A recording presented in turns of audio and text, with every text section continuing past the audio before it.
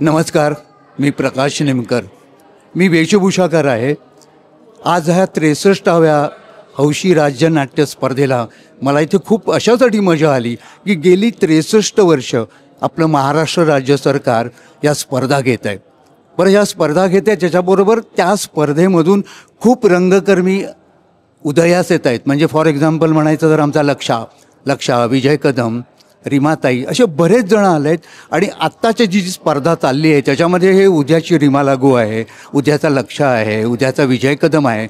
आणि त्यासाठी मला याचा खूप अभिमान आहे. मला वाटतं की ह्या आपल्या राज्य सरकारच्या आपण जे उपक्रम आहे त्याच्यासाठी सगळ्यांनी जोरदार टाळ्या वाजवल्या पाहिजेत. आणि एक छोटीशी विनंती करावीशी वाटते की तुमची बक्षिसं मिळाल्यानंतर तुम्ही जाऊ नका.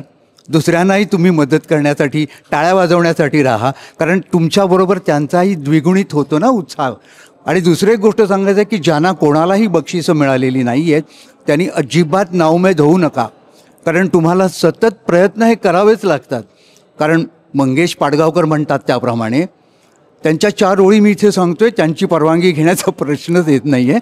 चोरतोय म्हणा असं वगैरे, की काही कुठे